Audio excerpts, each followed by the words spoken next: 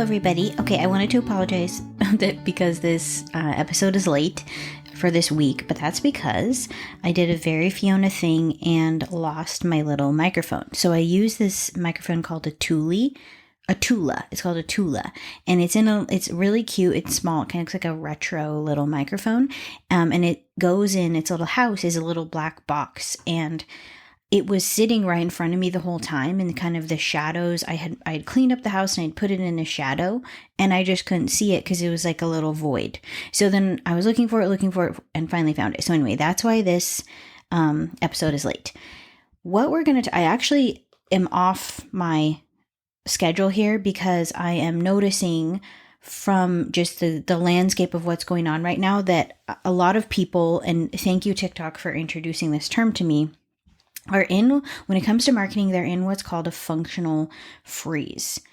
So it's a state where you experience a mental and emotional shutdown in response to stress, trauma, and overwhelm, causing you to feel numb, stuck, and unable to take action, even while outwardly appearing functional. So this is not like you're in your bed and you're not doing anything all day and everyone in your family is like, oh my gosh, she's completely immobilized. It's that you're going through the motions of your normal day appearing functional, but there's a lot of things that you're unable to do because you are functionally frozen.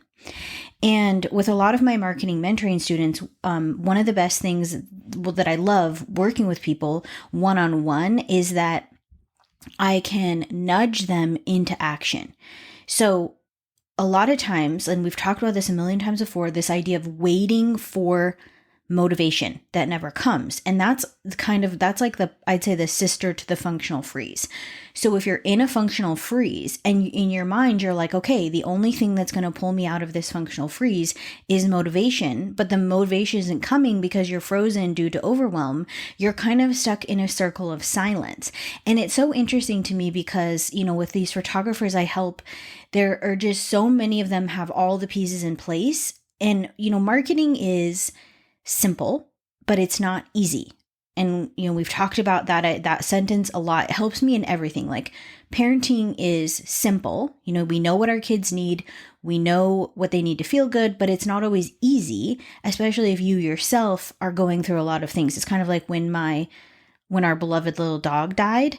And the hardest part about that wasn't only the grief of that death, but like helping my kids through that death, because I felt like people were throwing their grief onto me to solve while I was drowning. So that's like an extreme example, but there's a lot going on planet Earth right now. There's a lot going on with this season that often keeps people very quiet because they're like coming down from a busy fall and looking ahead at their year and being like, holy shite, I don't have anything booked. And that's like a very uncomfortable feeling. And that uncomfortableness and that overwhelm can freeze us. So this podcast episode is just going to be 10 things that you can do right now that can hop you out of your freeze. So the only thing that will help you move forward is to create momentum through action. That's the only thing. You can think about it all you want. And often thinking about it is the worst, because then you come up with an idea and you're like, I'm going to be this person. I'm going to do this thing. I'm going to talk about this way. I'm finally going to be brave enough. I'm going to post a thing and reach out to the person, but then you don't. So then you now have like 3 cycles going on, because in addition to your functional freeze and you're waiting for your motivation, you're now spiraling in the guilt of not doing anything. And so this can be just like an ongoing infinity track of silence. That's what it looks like from the outside. So I wanted to just insert this episode in the middle of my other planned stuff just to help you guys out a little bit. So first thing, organize your marketing materials. I went to an event at my chamber because you know me, I'm always taking my own advice. I have quite a few in-person things planned throughout the next couple weeks.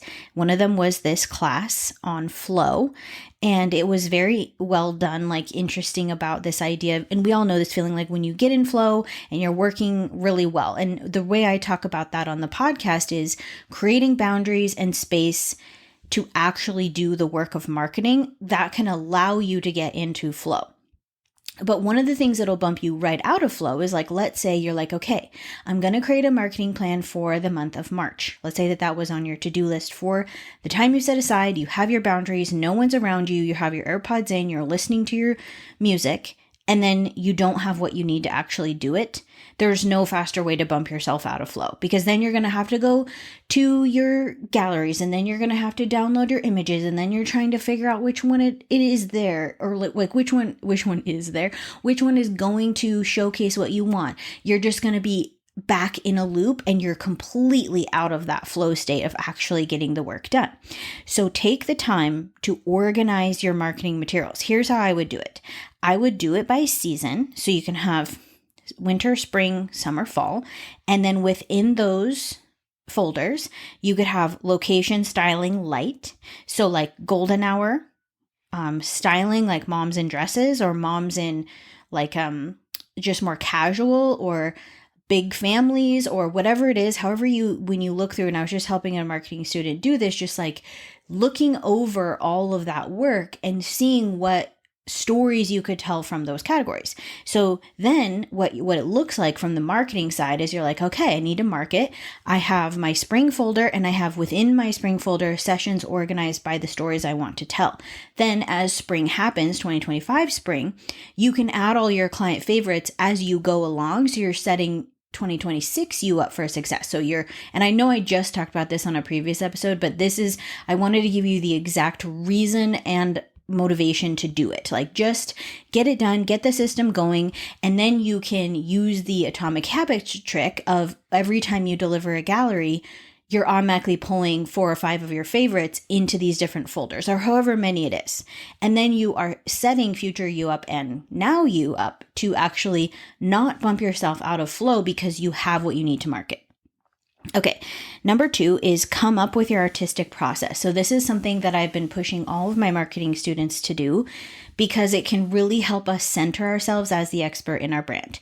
So we all have, and processes can look like boundaries, processes can look like your favorite ways to create, processes can look like how you want clients to show up and how you want to show up. So take some time to just write that out. And a lot of times the client process can be formed around what we don't like, and that's perfectly fine. So like, you know me, my things like Navy and grumpy dads, get out of my business, get out of my life. Okay, number 3, come up with a series. This is another one I recommend a lot to push people out of a state of functional freeze. So this would be something simple, maybe a 3-part series of what you're currently booking, what you're currently talking about. If you're trying to build up the personal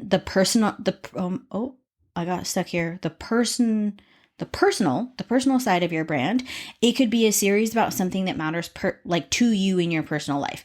Books you've been reading, recipes you've been trying, things you're doing with your kiddos. It doesn't have to necessarily be photography related if you're just trying to get people to tune into you as an artist, but it can also be a series that's tied to your business, and probably your creative mind is already starting to turn on that. 4, connect with someone in your community. So this can just be such a simple step, but it can be so motivating. So this business can be extremely isolating and lonely. And this person doesn't have to be a key figure in your community. It doesn't have to be the person that you need to connect with.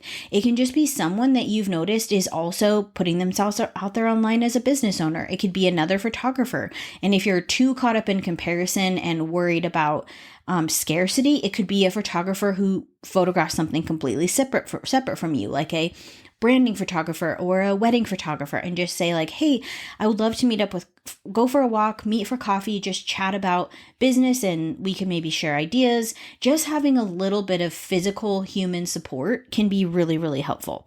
And it could also lead to benefits down the line that you can't even foresee right now. Number 5 is reach out to your past clients for reviews. So this is such a simple thing, and if you word it right, it can really help boost your reviews. If you word it like can you help me achieve this? I loved working with you. Even if they write back a review that's just to you, it's not even on a review platform, it can go into your marketing folder, so that if they write back an email and they're like, oh, yes, I loved working with you, here's why, you can ask for, and I know I've talked about this on the podcast before, targeted reviews like, hey, I was just looking back at my spring, preparing for this upcoming spring, and I loved our spring session together, and I'm trying to encourage more families to consider spring over fall. Can you tell me a little bit about why you like doing a session in spring? If you sent an email like that to all of your past spring clients, you may get even 1, 2, or 3 reviews that are spring centered that could be really helpful to put right into your spring folder. And if you make that a part of your process, that you're reaching out to people and asking for that for each season, suddenly your marketing folder becomes more and more robust. Okay. Number 6 is sign up for a networking event. So I just talked about this. I was at my chamber. At the end of next week, I'm going to an event in Seattle that's for women business owners. And then in March, I have another event that's for women business owners in my county. So I'm just trying to consistently remind myself that I am a valued business member of the community. And that is true whether you just photograph newborns or you feel like a lowly little family photographer. I don't know why, but I definitely get that pushback where people feel like they can't show up to those types of things because their business doesn't feel legitimate enough. Well, having been to so many, let me tell you that family and newborn photographers are completely underrepresented in these rooms. So definitely show up. It's worthwhile.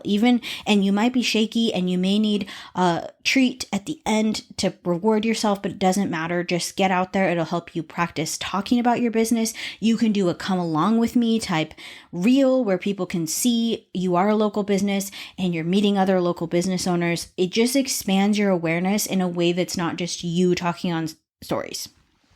Okay, number 7, schedule a model call to get momentum. So this is often one of the first steps for my marketing mentoring students. A lot of them have a ton of content and they have a ton of sessions that they've shot, but it's that they're just stuck.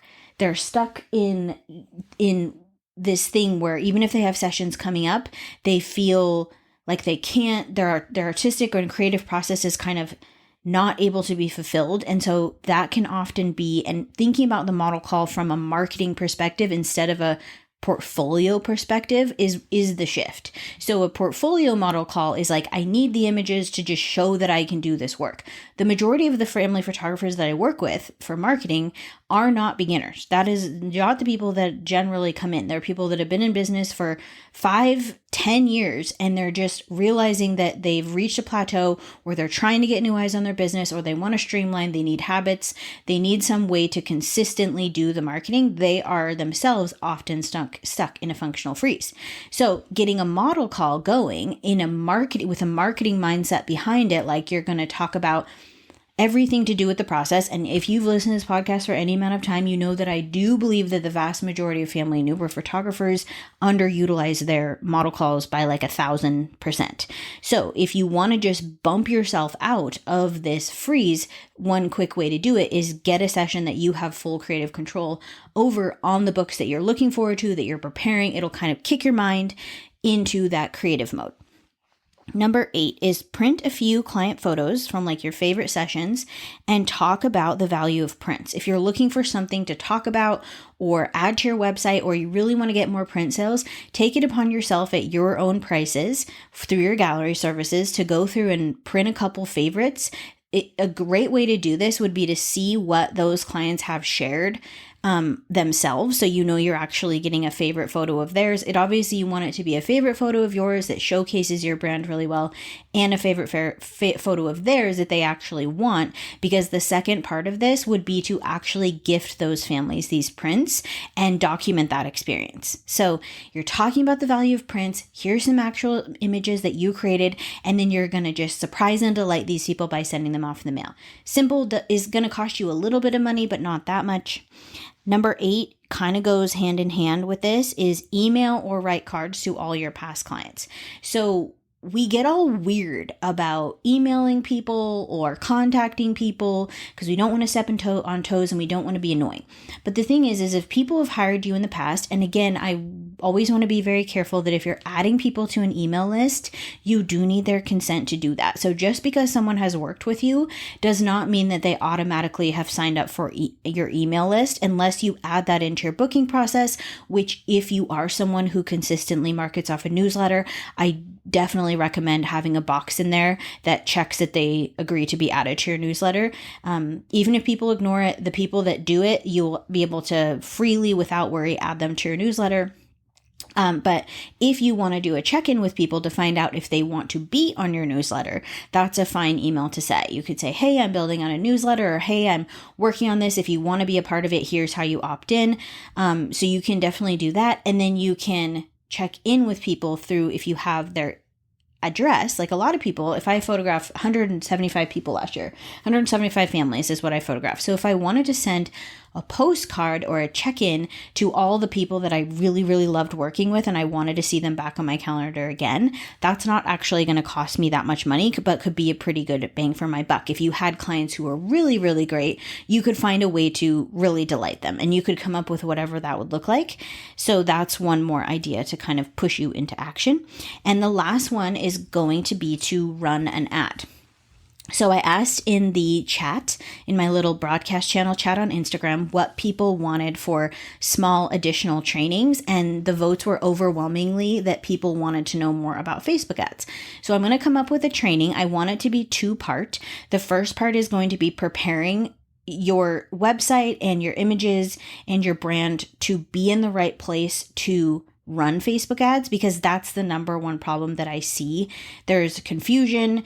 It's not clear. We need somewhere to send them. What does the booking process look like? So the first part is going to be doing that. I'm going to give you a little bit of time to do that. And then the second part is actually going to be to create the ad. So I haven't worked it all out yet, but by next episode, I will have the Facebook ads training up and available. And anyone who is a marketing mentoring student will get to go to that for free. And anyone who joins that will get the amount that the Facebook ad training is off of mentoring if they decide they need additional help. So I hope this helps you. One, know you're not alone.